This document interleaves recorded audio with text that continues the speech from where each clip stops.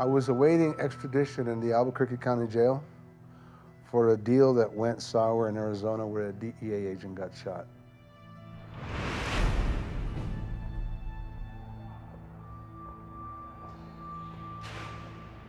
I was in the county jail for a couple of months and I was made a trustee. I would go out and talk to the young woman who was a college student manning the front desk. And they brought this old man in. These two detectives brought him in, a drunk Indian, and they kicked him on the floor and started beating on him. The young woman behind the desk, this Caucasian woman, just started laughing at him, and that really upset me. And because the man reminded me of my father, so she turned around to get the records from the filing cabinets. She had all her books stacked up right by the bars there, and I reached through the bars and grabbed the book. I was nearly illiterate. I didn't want to read the book, own the book, or anything. I just wanted one way of hurting her, and this was it.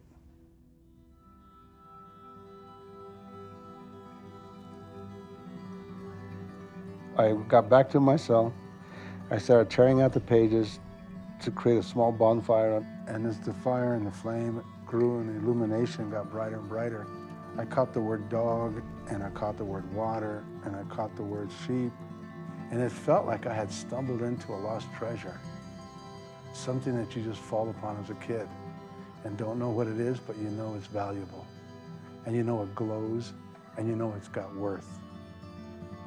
And it's got weight because it can express something that your heart yearns to express and engage in, but something that no one's ever given you. In its furthest dimensions, its furthest reaches, echoed with the sense that I will give you meaning.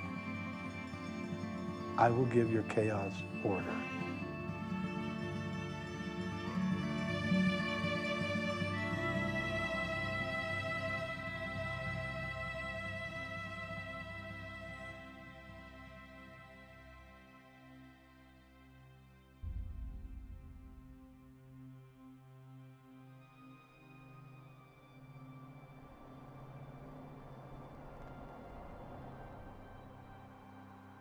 They turned the water off, so I live without water. They build walls higher, so I live without treetops. They paint the windows black, so I live without sunshine. They lock my cage, so I live without going anywhere. They take each last teardrop I have, and I live without tears. They take my life and they crush it time and time again, so I live without a future. Who understands me when I say that this is beautiful? Who understands me when I say that I have found other freedoms?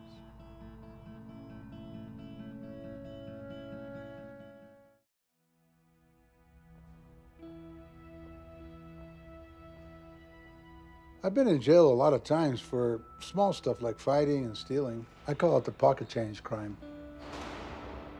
But I knew this time it was really different. There were drugs, a DEA agent was shot. For the first time, I felt inside that I was terrified, desperate to subvert this fear in me into some practical use I could manage. Maybe that's why I stole that girl's book, I don't know. It wasn't any good to me because I could barely read. I mean, I had a rudimentary grasp of language that I had learned in the orphanage from our catechism class. But until I got my hands on that book, the written word meant nothing. Something shifted in me in that cell with that book, and all of a sudden I was eager to read for the first time in my life. I spent the entire night going through the words on this one page until I figured out it was about a man walking his dog around a pond. And the words exploded with the days of me and my grandpa just being together. This was remarkable because I had despised books up until that moment. Books were nothing in my life. They did not exist. So to have something of this magnitude occur to me left me wide-eyed and sleepless on my cot in my cell that night.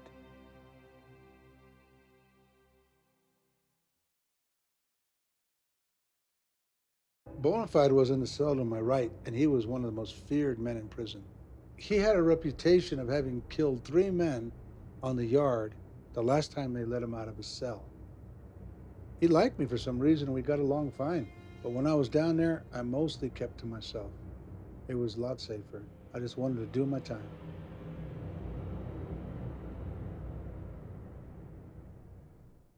Dear Mr. Baca, my name is Harry Gould. I received your name from a list in my church of inmates without family. If you care to correspond, I would be honored to make your acquaintance. Harry Gould was a man who lived in Phoenix, who had no legs because they were blown off in a World War II PT boat accident. He resided in Phoenix and he ran a soup kitchen. And he wrote me from Phoenix saying, I am a good Samaritan. Is there anything I can do to help you? It may have taken me 4 or 5 days to understand the letter. I would take a word and try to sound it out, but I was missing a lot of words. See, I could read, but not functionally. I could write, but not functionally. And I had absolutely no comprehension skills at all. So if I went through a sentence and I had a hard time figuring out the first few words, how they were arranged together, by the time I'd gotten to the second or third sentence, I had forgotten completely what the first sentence meant. I had Bonafide write him back for me saying, "Thank you for writing, Harry. Could you please send me a dictionary?" Thank you for your good letter.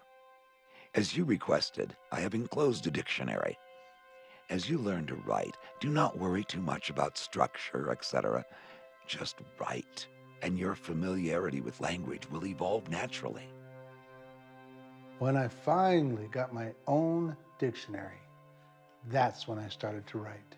I would have a blank piece of paper on my right and a dictionary on my left, and I would sit with them literally from 8 in the morning to 8 o'clock at night. Every single day, I was absorbed and consumed and immersed in this thing you call writing. And then going to the dictionary to figure out, well, what other word do I want? So if I put a word down like I drove, and drove wasn't exactly what my emotions were feeling, I went to drive.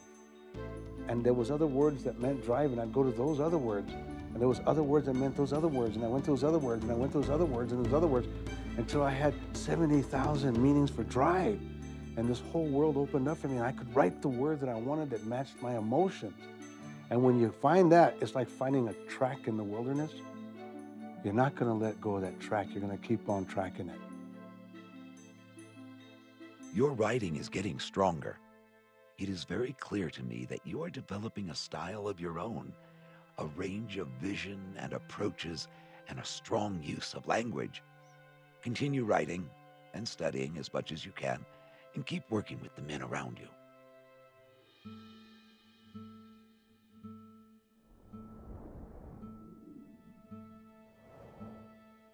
At some point in time when I was writing, I began to follow the rhythm, the metabolism of my own body. And if there was joy running through my shoulders, I would write.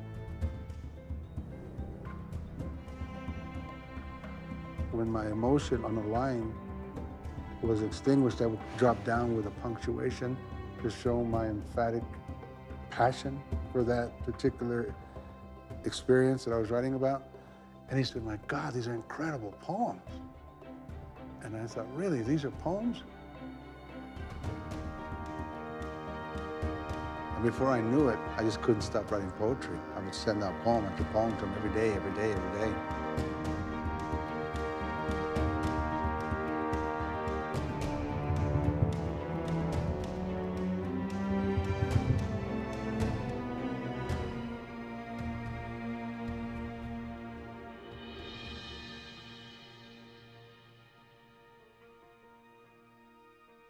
It was my first free voice to be able to write somebody out of prison in society. Essentially, it was creating community. It was creating a family. It was interesting too, because I was creating a family with Harry, and Harry wasn't a drunk, he wasn't a dope fiend, he didn't come in with a knife at night. Harry didn't beat up the people I love. Harry was kind and considerate and understanding. I actually got to talk to somebody that made me feel human. First time. at the age of 22. Can you believe that? I felt like a human being.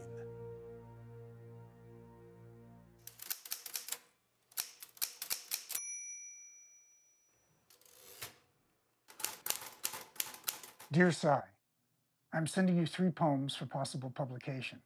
I don't consider myself a poet yet, but I am studying hard. You put out a beautiful magazine. Maybe if you decide to publish a poem or 2 of mine, it will cover the expenses for a subscription. Tu amigo, Jimmy Santiago Baca. I was published in small magazines, but mostly the institutional prison magazine called La Roca.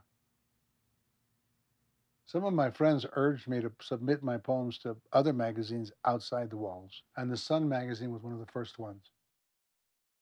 The spring of 1977 was when you could say he stepped out of his prison cell through his language, through his passion, and that's when it began.